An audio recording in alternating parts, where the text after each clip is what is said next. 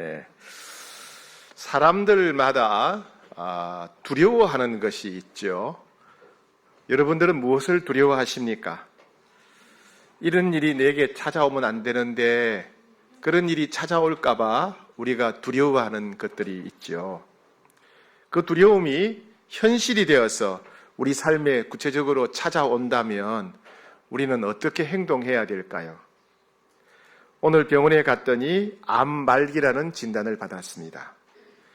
직장에서 어느 날 회의실로 올라오고 해서 갔더니 해고 통보를 받게 되었습니다.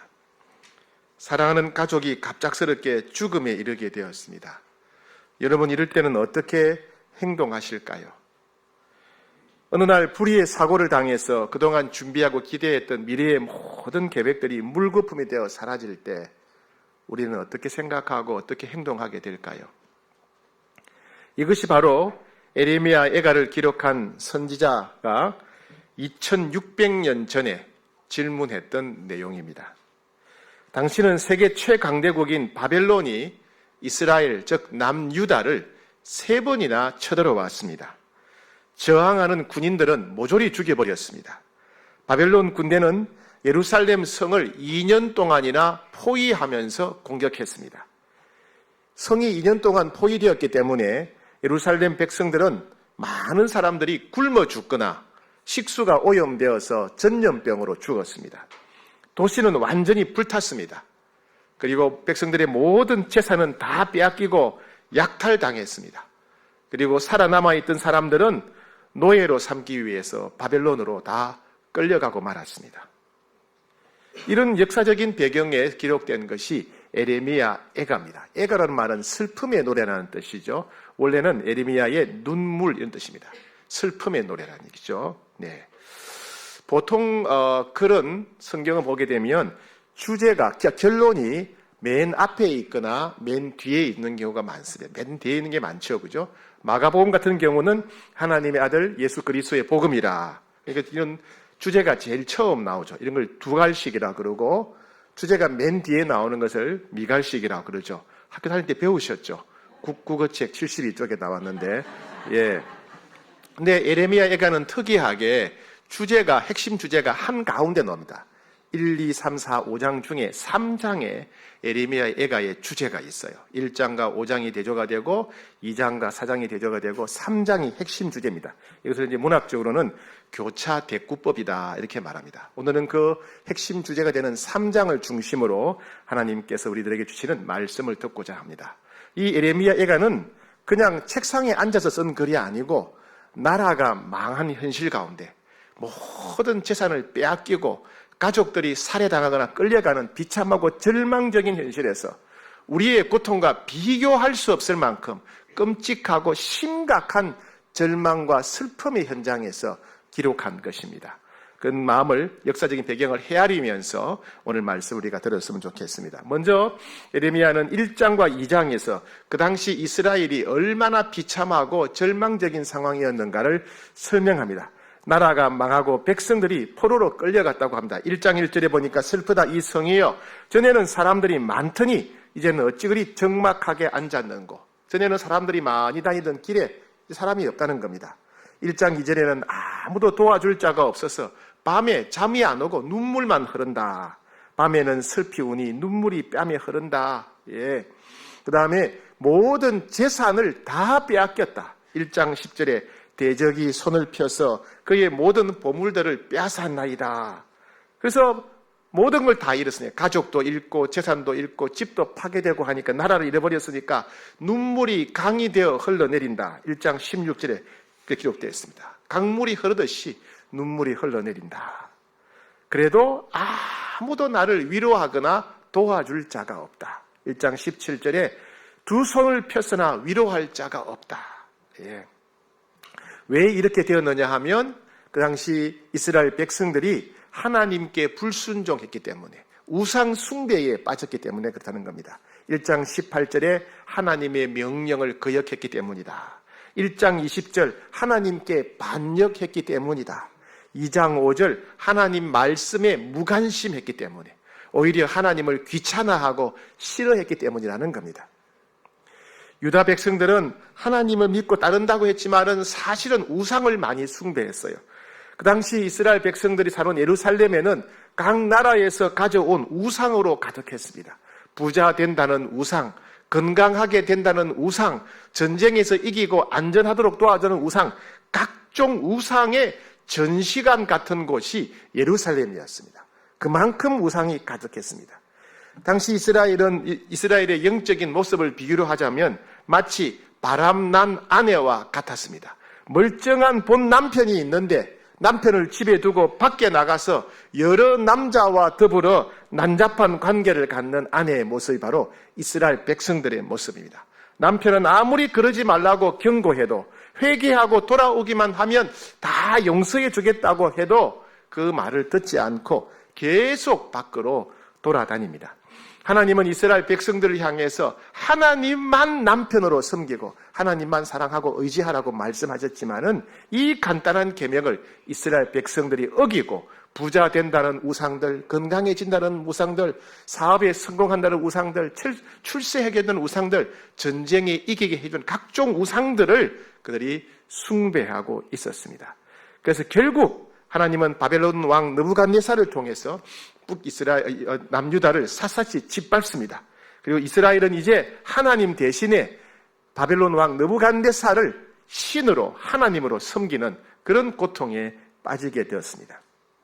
더 안타까운 것은 그제서야 이스라엘 백성들이 그제서야 하나님 앞에 살려달라고 기도했지만은 하나님이 응답하지 않으셨습니다. 자, 하나님은 이스라엘 백성들의 모든 예배와 찬양과 기도와 헌물을 거절하셨습니다. 예. 왜? 그것은 이스라엘 백성들의 진심이 아니기 때문에 그렇습니다. 2장 11절에 보니까 이런 말씀이 기록되어 있습니다. 내 눈이 눈물에 상하여 내 창자가 끊어지며 내 간이 땅에 쏟아졌으니 이는 내 딸 내 백성이 패망하여 어린 자녀와 젖먹는 아이들이 성읍 길거리에 기절함이로다.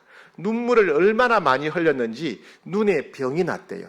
아마 짓모르고 해서 염증이 생겼겠죠. 창자가 끊어지는 것 같고 간이 땅에 쏟아지는 것 같다. 예, 왜요? 어린 자녀와 젖먹이들이 길거리에서 쓰러져 있었기 때문에 아이들이 배가 고파서 울부짖다가 쓰러지고 또 자녀들이 전염병에 걸려서 쓰러져 죽어갈 때 부모의 심정이 어떠했겠습니까? 창자가 끊어지고 간이 땅에 쏟아지는 것과 같은 그런 끔찍한 고통을 느끼게 되었다는 겁니다. 예. 2장 20절에 보게 되면 여인들이 어찌 자기 열매 곧 그들의 낳은 아이들을 먹으리요. 바벨론 군대가 2년 동안 포위 공격을 하니까 식량이 떨어져서 먹을 게 떨어지니까 자기 어린 아이들 삶아 먹는 가정이 생겨났어요. 여러분, 사람이 끔찍하면 그런 일이 벌어지죠. 그죠? 1997년에 북한의 고난의 행군 때도 그렇게 사람 인육을 먹었다는 기록이 있다 그러죠. 예, 그런 일이 벌어졌어요. 예. 그리고 21절에 보니까 늙은이나 젊은이나 남자나 여자가 다 칼에 맞아 쓰러지고 전염병으로 쓰러지고 예, 또 굶주서 쓰러지고 길거리에 사람이 많이 다니던 길에 남자와 여자, 어린아이와 노인들, 사람들의 시체가 가득했다는 겁니다. 예, 너무나 끔찍하고 절망적인 그런 모습이죠. 그리고 이방인들이 비웃었답니다. 2장 16절에 보면 이방인들이 비웃었대요. 아이고, 하나님 믿는다고 하더니 결국 하나님 믿는 꼴의 결과가 이거구나. 하나님 믿는다고 하던데 저렇게 나라가 망하고 집이 다 불타고 또 사람들은 살해당하고 끌려가고 이게 하나님 믿은 결과냐. 아이고, 하나님 잘 믿었네. 하나님 좋네 하면서 주변 민족 사람들이 비웃었다. 예. 얼마나 고통스러우냐. 3장 13절에 보면 화살통에 화살들로 내 허리를 맞추셨다. 하나님이 활을 쏘셔서 내 허리를 맞추셨다. 이 허리는 정확한 번역이 아니에요. 이 허리란 말은요, 콩팥이에요. 콩팥을 내 신장, 내 콩팥을 화살로 맞추셨다 이 말입니다. 여러분, 이 나라마다 민족마다 마음을 표현하는 것이 좀 다릅니다. 여러분, 마음이 어디에 있어요? 손으로 한번 짚어보세요. 마음이 어디에 있어요? 마음이 여기에 있어요? 마음이 어디에 있죠? 우리는 마음, 그죠? 내가 진심으로 사랑합니다. 마음으로 사람 이렇게 하죠, 그죠? 남미의 어떤 민족은요, 마음이 목구멍에 있대요, 목구멍. 그래가지고 내가 목구멍으로 당신을 사랑합니다. 그러면 그게 마음으로 사랑한다는 거예요. 이스라엘 백성들은 마음이 어디 있느냐? 신장에 있어요. 신장, 콩팥, 내장. 그래서 내가 내 콩팥으로 당신을 사랑합니다. 이건 뭐예요? 진심으로 사랑한다는 말이에요. 내 속에 있는 것들아 다 여호와를 찬양하라. 그 원래 그래 내 콩팥아 내장아 여호와를 찬양하라 이 말입니다. 내 마음이에요. 그러니까 내 콩팥에 화살로 쏘셨다. 이 말은 내 마음이 산산이 찢기고 깨어졌다 이 말입니다. 얼마나 힘들고 고통스러운지 얼마나 비참한지 내 마음이 찢어지고 산산이 부서졌다. 여러분 우리들에게도 이런 무서운 고난과 고통이 찾아올 수 있습니다. 그죠? 실직할 수 있고 파산할 수 있고 그죠? 먹고 쓸 돈이 다 떨어지고 빛이 산더미 같이 변할 수가 있습니다. 불치의 병, 불치병이 찾아올 수가 있어요. 끔찍한 사고가 발생할 수 있고 불이 날 수도 있습니다. 사랑하는 가족이 세상을 떠날 수가 있습니다. 아무리 애쓰고 힘쓰고 노력해도 일이 수습되기는커녕 점점 더 힘들어지고 고통스러워져서 심장이 찢어지는 듯한 그런 고통을 느낄 수 있습니다. 그런 상황에서 에레미야는 어떻게 행동했을까요? 이 에레미야 애가는 그런 극심한 고통을 당한 사람들을 위해서 기록하신 말씀입니다. 극심한 고통과 슬픔의 늪에 빠진 사람, 인생의 희망이 전혀 보이지 않는 그런 사람들에게 에레미야가 어떻게 행동했는가를 보면서 우리가 그 본을 받도록 하기 위해서 기록한 것이라고 할 수 있습니다. 그럼 슬픔과 절망의 늪에서 벗어나는 길이 무엇이겠습니까? 첫 번째, 하나님 앞에서 우리의 슬픔과 절망을 내려놓아야 한다는 겁니다. 17절부터 19절은 에레미야가 하나님 앞에서 자기의 심정을 고백하고 하소연하는 내용입니다.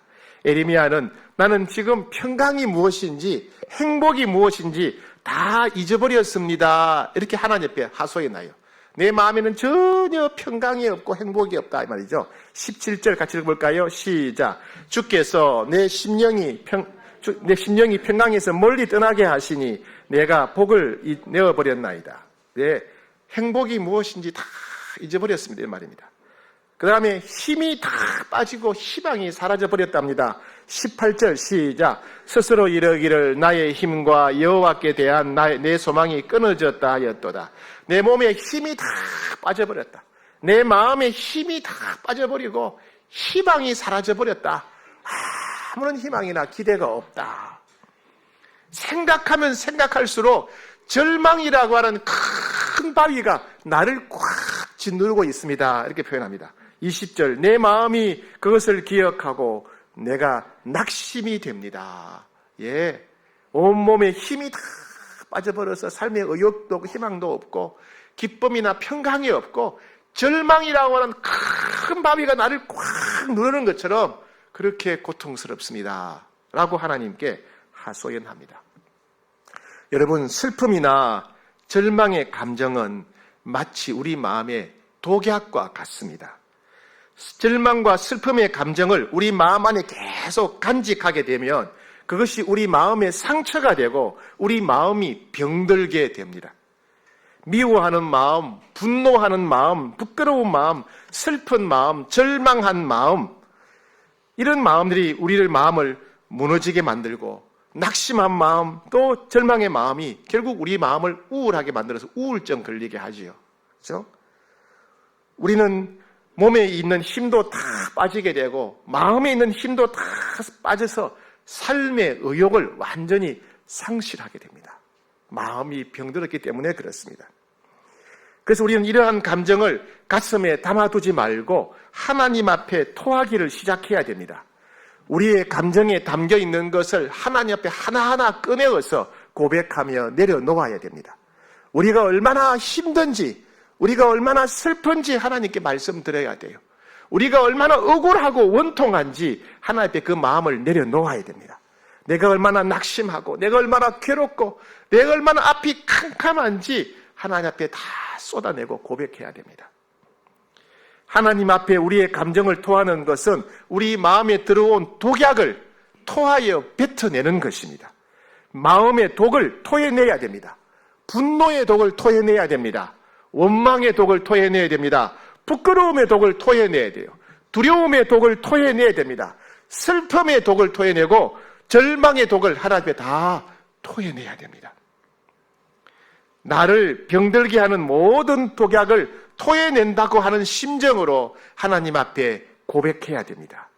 하나님 앞에 우리 마음을 다 토하게 될 때 비로소 우리는 일어나서 한 걸음 더 걸을 수 있는 힘을 얻게 됩니다. 첫 번째는 하나님 앞에 우리의 마음을 다 토해야 된다는 것입니다. 두 번째는 절망과 슬픔의 때에 하나님의 마음, 하나님의 성품을 바라봐야 됩니다. 자, 21절 같이 읽겠습니다. 시작. 이것을 내가 내 마음에 담아 두었더니 그것이 오히려 나의 소망이 되었음은 22절 여호와의 인자와 긍휼이 무궁하심으로 우리가 진멸되지 아니함이니이다. 예, 예레미야는 처음에 이 고통스러운 현실을 어떻게 할까? 현실을 아무리 바라봐도 답이 없는 거예요. 답이 더 괴로운 거예요. 내가 얼마나 지금 힘든가, 내가 얼마나 아픈가, 내가 얼마나 괴로운가, 내 자신을 들여다봐도 아무런 희망이 없는 거예요. 그래서 안 되겠다. 내가 힘든 현실을 바라봐서는 안 되겠다. 내 고통, 내 아픔을 들여다봐서는 안 되겠다. 내 시선을 돌려서 내 시선을 하나님께 고정시키기로 합니다. 내 시선을 하나님께 고정시켰더니 비로소 희망이 보이기 시작하더라는 겁니다. 예. 여러분들이 만약에 파산했을 때, 경제적으로 파산했을 때 누군가에게 도와달라고 손을 내밀어야 되겠죠. 그죠? 그때 어떤 사람에게 손을 내밀겠습니까? 아무한테나 내밀다가 거절당하면 큰 마음의 상처만 생겨요. 그죠? 반드시 도와줄 사람, 그죠? 진짜 도와줄 만한 사람들에게 손을 내밀어야 되겠죠? 예. 어떤 사람입니까? 첫 번째는 물론 돈이 많아야 되겠고, 그죠? 두 번째는 사랑이 많은 사람이어야 돼요. 그죠? 사랑이 많은 사람이 나눠주지 않겠어요? 사랑이 없고 인정머리가 없는 사람은 안 나눠줄 거 아니에요. 그죠? 이 사람이 사랑이 많은 사람인가 봐야 돼요. 두 번째는 뭘 봐야 돼요? 내가 실수하고 내가 죄를 짓고 내가 잘못해서 이런 일이 왔지만은 그런 나를 정죄하거나 내치지 않고 아이고 안 됐다 얼마나 힘들까? 나를 불쌍히 여기는 사람이 필요해요. 그죠? 나를 불쌍히 여기는 사람. 엄마들이 주로 그러잖아요. 자식들이 잘못해도 내 새끼니까 아, 괜찮아 엄마가 알아서 할게 이렇게 죠? 예, 그렇게 하지 않습니까? 그게 긍휼이에요. 긍휼. 불쌍히 여기는 사람. 나를 있는 모습 그대로 사랑해 주는 사람.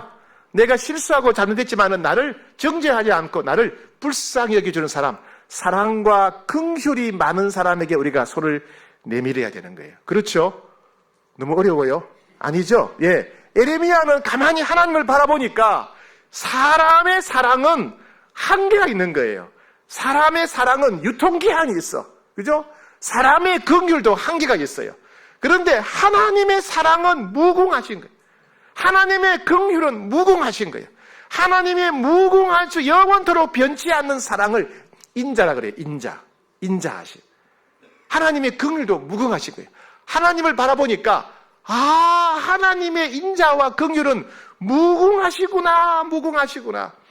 내가 어떤 처지와 형편에 있더라도 나를 향한 하나님의 사랑은 절대로 변하지 않고 나를 영원토록 내가 아무리 죄를 지어도 나를 불쌍히 여기는 긍휼의 하나님이시구나를 깨닫게 되어요.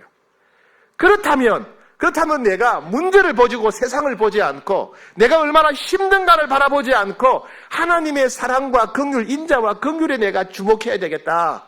그 하나님의 사랑과 긍휼에 관심을 집중시킵니다. 그랬더니 중요한 사실을 깨닫게 돼요. 뭐냐면 하나님이 영원히 변치 않는 사랑의 하나님, 즉 인자의 하나님이고 하나님은 영원히 나를 불쌍히 여기시는 긍휼의 하나님이라면 나는 절대로 망하지 않겠구나 하는 걸 깨닫게 된 거예요. 왜요? 하나님이 사랑의 하나님이니까. 왜요? 하나님은 내가 죄를 지어도 불쌍히 여기는 긍휼의 하나님이니까 나는 절대로 망하지 않겠구나 하는 걸 깨닫게 되어요. 또 하나님이 인자와 긍휼이 무궁하신 분이라면 하나님의 자녀인 나를 절대로 포기하지 않겠구나 하는 걸 깨닫게 되었어요. 그렇죠? 여러분 자녀들 포기할 수 있어요? 예? 다른 사람들은 아이고 그놈의 자식 맨날 부모 속만 썩이고 맨날 불순종하고 맨날 사고받치는데 절대 안 변할 거라고. 그 자식 그냥 없는 셈 치라고. 근데 부모는 없는 셈 칠 수 있겠어요? 아니죠. 절대로 못 그러죠. 그죠? 아무리 속을 썩이고 아무리 그래도 내 새끼는 절대 포기 못하는 거예요. 그게 부모잖아요. 그게 하나님인 거예요. 하나님은 인자와 긍휼이 무궁하시기 때문에 절대로 나를 포기하지 않으시겠구나. 하나님은 인자와 긍휼이 무궁하시기 때문에 나는 절대로 망하지 않겠구나 하는 것을 깨닫게 된 것입니다. 우리도 여러분 이와 같이 우리 시선을 하나님께 고정시켜야 돼요. 상황이 얼마나 힘들고 어려운가 여기에 집중하게 되면 마음이 더 괴로운 거예요. 내가 얼마나 지금 힘들고 어려운가 여기에 집중하면 고통은 끝이 없는 거예요. 고통은 묵상할수록 커지는 겁니다. 우리는 이해할 수 없는 슬픔과 고통에 사로잡혔지만은 우리는 시선을 하나님께 고정시켜야 됩니다. 그럴 때 하나님이 긍휼의 하나님이고 영원한 사랑의 하나님이라는 걸 알게 됩니다. 하나님이 영원한 사랑과 긍휼의 하나님이라면 자녀된 나를 절대로 포기하지 않으시겠구나. 나를 망하도록 내버려 두지 않으시겠구나. 반드시 언젠가 나를 도와주시겠구나 하는 희망을 갖게 되고 소망을 갖게 되는 것입니다. 우리의 희망은 형편이 좋아지는 것이 아니에요. 우리의 희망은 나에게 가능성이 있는 게 아니에요. 하나님의 사랑과 긍휼이 무궁하신 것이 우리의 희망이라 하는 것을 에레미야가 발견하게 되었다는 것입니다. 우리에게도 여러분 하나님의 사랑이 희망입니다. 우리를 영원히 불쌍히 여기시는 하나님의 긍휼이 우리의 미래고 우리의 희망이라는 얘기입니다. 네. 세 번째 에레미야는 하나님께서 구원하실 것을 바라보며 끝까지 인내했습니다. 기다렸어요. 예. 하나님이 내 상황을 다 알고 계시고 내 고통이 하나님이 허락하신 것이라면 끝까지 인내하며 기다리기로 결단합니다. 26절 시작. 사람이 여호와의 구원을 바라고 잠잠히 기다림이 좋더라. 예. 여호와께서 구원하시기를 바라고 기대하면서 기다려야 된다. 인내해야 된다. 우리는 인생의 위기에서 하나님 앞에 잠잠히 기다리는 법을 배워야 돼요. 하나님께서 역사하실 것을 잠잠히 기다리지 못하는 사람은 화가 나서 화병에 저절로 죽어요. 그죠? 예, 화병에. 아니면 슬픔에 사로잡혀서 절망에 사로잡혀서 삶이 송두리째 무너질 수가 있습니다. 기다릴 줄 모르게 되면 헤어날 수 없는 우울과 분노와 슬픔의 바다에 빠져서 더 이상 헤어나지 못할 수가 있습니다. 우리는 고난과 고통이 찾아왔을 때 하나님 앞에 기다리는 법을 배워야 돼요. 하나님 앞에 기다린다는 것은 뭘 말합니까? 하나님 앞에서 기다린다는 것은 첫 번째, 하나님이 정하신 때에 하나님이 기뻐하시는 방법으로 역사하시고 은혜 베푸실 것을 기다린다는 말입니다. 내가 원하는 때가 아니에요. 이때 도와주셔야 된다. 맨날 며칠 뒤에 역사해야 된다. 우리가 원하는 때, 우리가 정한 때가 아니라 하나님이 정하신 때, 하나님이 원하시는 때에 역사하실 것을 기다려야 됩니다. 주님이 나에게 개인적으로 말씀하실 때까지, 주님이 역사하실 때까지, 주님이 은혜 베푸시고 도와주실 때까지 참고 기다려야 된다는 겁니다. 인자와 긍휼이 무궁하신 하나님은 절대로 우리를 포기하지 않습니다. 언젠가 반드시 우리에게 찾아오셔서 말씀하실 것입니다. 인자와 긍휼이 무궁하신 하나님은 절대로 우리를 포기하지 않으시고 언젠가 반드시 역사하시고 도와주실 것입니다. 그걸 믿고 기다려야 된다. 그래서 가장 좋은 때가 언제입니까? 하나님이 말씀하실 때예요. 가장 좋은 때가 언제입니까? 하나님이 역사하시고 은혜 베푸실 때입니다.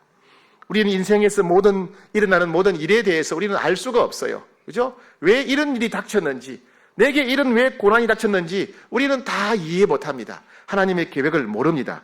우리는 그 이유를 모르지만은 우리가 아는 것은 하나님의 사랑과 긍휼이 무궁하시다면 반드시 언젠가 오셔서 말씀해 주실 것이고 역사하실 것이며 도와주실 것이라는 사실입니다. 그래서 우리는 참고 기다리는 법을 배워야 된다는 겁니다. 여러분, 하나님 앞에서 잠잠히 기다린다는 것은 또 하나 매일 하나님과 함께하는 시간을 가진다는 거예요.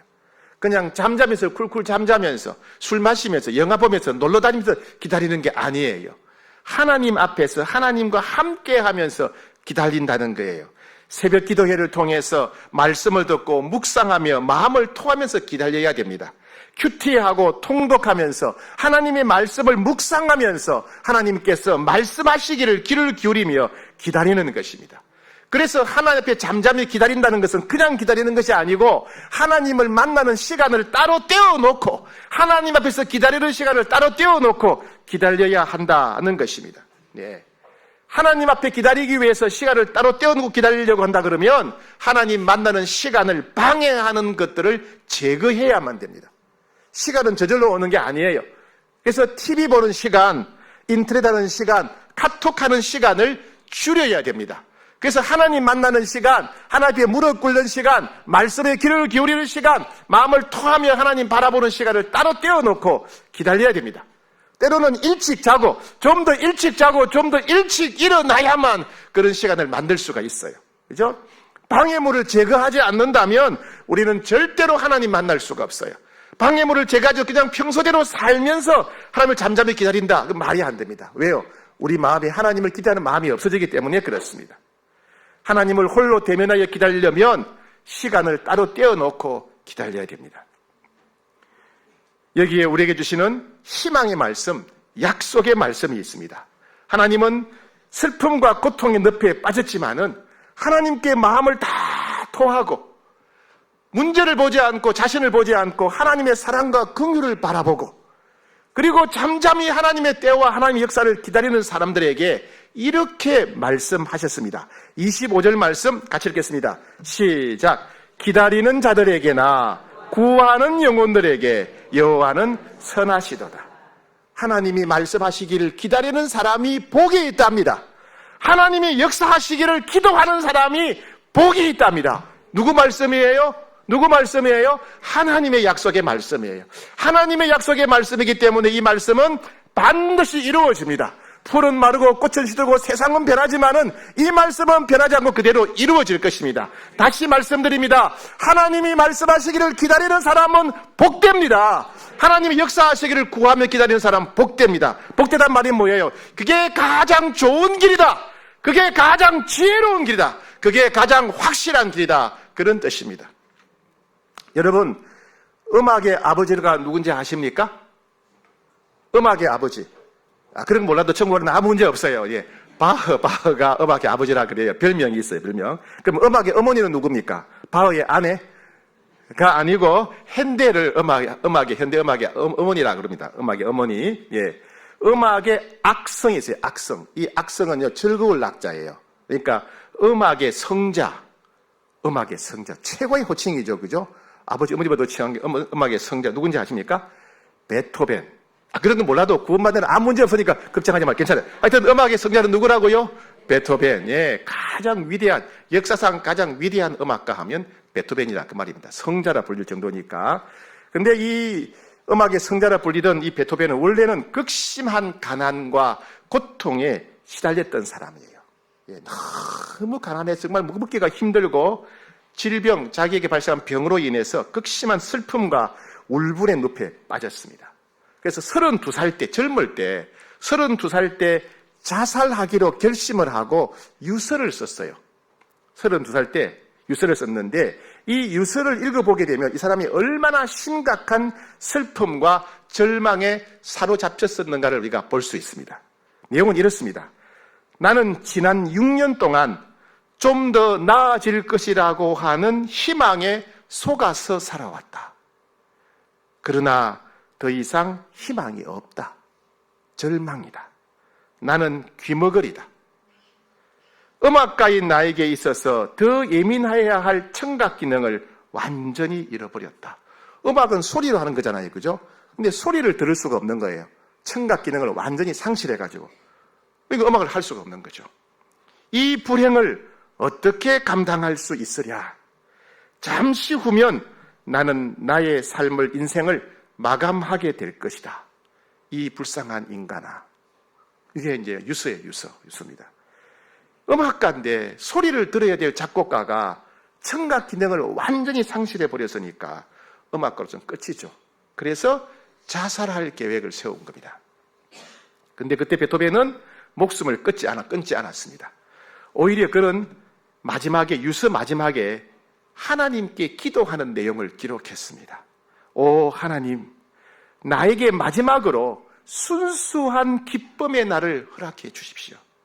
너무나 오랫동안 진정한 기쁨을 제가 맛보지 못했습니다. 제가 진정한 기쁨을 맛볼 수 있도록 저를 도와주십시오. 이렇게 기도하는 내용으로 유서를 마무리했습니다. 즉 하나님께 의지하기 시작했다는 것입니다. 그리고 시간이 지난 뒤에 그는 인류 역사상 불후의 명작이라고 하는 합창 교향곡 제9번을 작곡하게 되었어요. 극장은 온통 환희의 도가니였습니다. 이 교향곡 9번은요, 여러분 잘 아시겠지만은 기쁨을 노래합니다. 기쁨. 제목이 환희의 송가라 그러는데 기쁨을 노래합니다. 기쁨을 노래한 거예요. 기쁨을 노래한 거예요. 찬송가 우리 64장 기뻐하며 노래하세요 있죠? 경배하세요. 그게 바로 사악장에 들어있어요. 이 9번 교향곡은 환희의 송가는 인생의 진정한 기쁨을 경험하지 못한 사람은 절대로 만들 수 없는 곡이에요. 즉 베토벤은 인생의 진정한 기쁨을 맛보고 난 뒤에 이 곡을 작곡했다는 것입니다. 극심한 가난과 절망적인 질병으로 인해서 슬픔과 절망의 늪에 빠져 있었지만 베토벤은 그의 삶에서 인생의 진정한 기쁨을 경험하게 되고 그 기쁨을 교향곡 9번으로 표현해 냈다는 겁니다. 그의 환경이 바뀐 게 아니에요. 그의 건강이 치료된 것이 아닙니다. 소리를 표현하는 음악가에게는 치명적이도 그는 기능을 완전히 상실한 상태가 평생 계속되었습니다. 그런데 그의 눈이 바뀌었기 때문에 그렇습니다. 그는 하나님 앞에서 자신의 슬픔과 고통과 절망을 토해냈습니다. 그리고 자신의 비참한 현실을 바라보지 않고 자기의 장애를 바라보지 않고 자신을 여전히 사랑하시고 불쌍히 여기시는 하나님께 하나님의 마음에 시선을 고정시켰습니다. 그리고 하나님의 때에 하나님께서 역사하시기를 잠잠히 기다렸던 것입니다. 하나님은 하나님께 마음을 토했던 사람, 하나님의 사랑과 긍휼에 눈을 고정시켰던 사람, 하나님의 때에 하나님 역사하시기를 잠잠히 기다렸던 베토벤에게 하나님의 약속대로 말씀대로 선을 베풀어 주셨던 것입니다. 사랑하는 여러분, 혹시 우리가 슬픔과 고통 가운데 있다 그러면 우리도 오늘 말씀처럼 예레미야처럼 베토벤처럼 하나님 앞에 마음을 다 토하셔야 됩니다. 그리고 문제를 보지 말고 내 자신을 보지 말고 하나님께 하나님의 그 변치 않는 사랑과 긍휼에 시선을 고정시켜야 됩니다. 그리고 하나님이 말씀해 주시기를, 하나님이 역사하시기를, 하나님이 은혜 베푸시기를 잠잠히 기다리기를 힘써야 되겠습니다. 그것이 오늘 우리에게 주신 하나님의 약속의 말씀입니다.